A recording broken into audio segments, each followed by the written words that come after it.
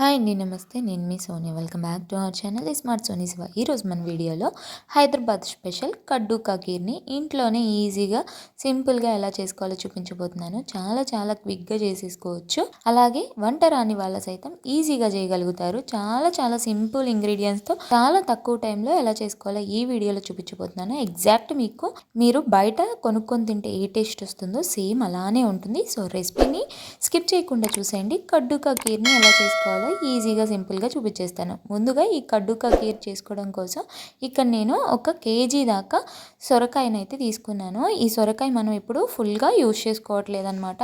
నేను ఇక్కడ ఒక హాఫ్ కిలో అంటే ఒక సొరకాయలో హాఫే వాడుతున్నాను. ఒక సగాన్ని పక్కన పెట్టేసుకొని మరొక సగ భాగాన్ని అయితే నేను పీల్ తీసేసుకొని శుభ్రంగా వాష్ చేసుకొని ఇలా ముక్కలుగా కట్ చేసుకున్న వాటిల్ని లోపల ఇత్తనాలు కూడా తీసేసుకున్న తర్వాత ఇలా చక్కగా తురుముకున్నాను అనమాట. ఇలా తురుముకున్న దాన్ని ఒక ప్లేట్లో పెట్టుకొని పక్కన పెట్టుకొని ఇప్పుడు ఒక బౌల్లోకి ఒక పావు కప్పు దాకా సన్నటి సగ్గుబియ్యాన్ని అయితే వేసుకుంటున్నాను. మీ దగ్గర సన్నటి సగ్గుబియ్యం లేకపోతే లావు సగ్గుబియ్యాన్ని అయినా యూజ్ చేసుకోవచ్చు.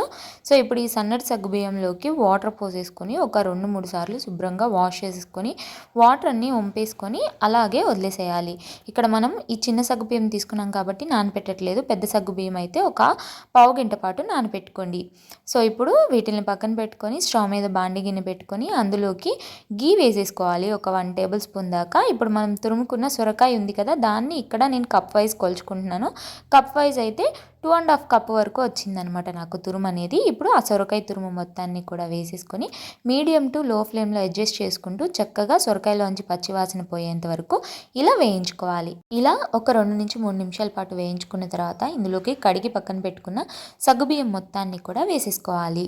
సగ్గుబియ్యాన్ని వేసుకున్న తర్వాత మరొకసారి అంతా కలిసే విధంగా కలిపేసుకొని ఇందులోకి ఒక పావు కప్పు దాకా నీళ్ళని వేసేసుకోవాలి. నీళ్ళు కూడా వేసుకున్న తర్వాత మరొకసారి అంతా బాగా కలిసే విధంగా కలిపేసుకొని మూత పెట్టుకొని చక్కగా వీటిల్ని ఉడికించుకోవాలి. సగ్గుబియ్యం అలాగే మనకి వేసుకున్న సొరకాయ తురుము ఉడికిపోయేంత వరకు ఒక 2 నిమిషాల పాటు మూత పెట్టుకొని ఉడికించుకోవాలి. 2 నిమిషాల తర్వాత చూడండి చక్కగా మనకి సగ్గుబియ్యం కూడా మెత్తగా ఉడికిపోయింది. అలాగే సొరకాయ తురుము కూడా చూడండి ఎంత చక్కగా సాఫ్ట్గా ఉడికిపోయిందో. సో ఇలా ఉడికిపోయిన తర్వాత ఇప్పుడు ఇందులోకి 1 లీటర్ దాకా చిక్కటి పాలనైతే పోసుకోవాలి. ఇక్కడ పచ్చి పాలే యూజ్ చేయాలండి, కాచి చల్లార్చిన పాలైతే కాదు. పచ్చి పాలని 1 లీటర్ పాలని ఫుల్ ఫ్యాట్ మిల్క్ని వేసుకుంటున్నాను. వేసుకున్న తర్వాత వీటిల్ని కలుపుకుంటూ మీడియం టు హై ఫ్లేమ్లో అడ్జస్ట్ చేసుకుంటూ ఫ్లేమ్ని 2-3 పొంగులు వచ్చేంత వరకు ఇలా చక్కగా కాగబెట్టుకోవాలి. ఇలా 2-3 పొంగులు వచ్చిన తర్వాత మనకి పక్కన మీగడ అనేది అంటుకుంటూ ఉంటుంది చూడండి. అంచులకి ఆ మీగడని ఇలా స్క్రేప్ చేసుకుంటూ లోపలికి పాలల్లోకి ఈ పాయసంలోకి అనుకోవాలన్నమాట, ఈ కీర్లోకి. సో ఇలా అనుకోవడం మూలన మనకు అనేది థిక్నెస్ యాడ్ అవుతుంది. అలాగే టేస్ట్ కూడా చాలా చాలా బాగుంటుంది. ఇలా మీగడని స్క్రేప్ చేసుకుంటూ మరొక 2 నిమిషాల పాటు మరిగించుకోవాలి మీడియం ఫ్లేమ్లో. ఇలా మీడియం ఫ్లేమ్లో మరిగించుకున్న తర్వాత చక్కగా ఇలా థిక్గా అవుతుంది కొంచెం.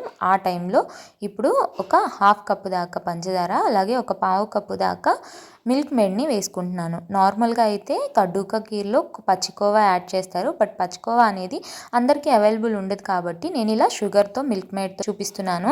మిల్క్ మేడ్ వేయడం వల్ల ఏంటంటే మనకి ఖీర్ అనేది రిచ్నెస్ యాడ్ అవుతుంది, అలాగే థిక్గా కూడా అవుతుంది అనమాట. టేస్ట్ కూడా చాలా బాగుంటుంది. మీకు ఏ సూపర్ మార్కెట్లో అయినా అవైలబుల్ ఉంటుంది మిల్క్ మేడ్ అనేది. మీకు కనుక దొరకకపోతే ఓన్లీ పంచదారతో అయినా చేసుకోవచ్చు. బట్ మనకు ఆ రిచ్నెస్ అనేది అలా క్రీమీనెస్ థిక్నెస్ అనేది రాదనమాట. మీకు కనుక పచ్చికోవా దొరికితే అదే యూజ్ చేసుకోండి, ఇంకా కీర్ అనేది చాలా బాగుంటుంది. సో ఇప్పుడు షుగరు మిల్క్ మేడ్ అంతా కలిపేసుకున్న తర్వాత ఇందులోకి ఒక హాఫ్ టీ స్పూన్ ఇలాచీ పౌడర్, అలాగే మనకి కడ్డూ కా ఖీర్ అనేది లైట్గా గ్రీనిష్ కలర్లో ఉంటుంది. దానికోసం నేను ఫుడ్ కలర్ని అయితే యాడ్ చేస్తున్నాను, గ్రీన్ ఫుడ్ కలర్ని. ఇదైతే కంప్లీట్గా ఆప్షనల్ అండి, మీకు ఇష్టం ఉంటే వేసుకోవచ్చు లేకపోతే లేదు. వీటన్నిటిని వేసిన తర్వాత ఒక 1/2 నిమిషం పాటు సిమ్లోనే ఉడికించుకోవాలి. ఇలా సిమ్లో ఒక 1/2 నిమిషం ఉడికించుకున్న తర్వాత ఇందులోకి చక్కగా సన్నగా కట్ చేసుకున్న నట్స్ని అయితే వేసేసుకోవాలి. కీర్లో నట్స్ ఎంత ఎక్కువగా ఉంటే కీర్ అనేది అంత టేస్టీగా ఉంటుందన్నమాట. సో మీకు వీలైనంత ఎక్కువ వేసుకోండి.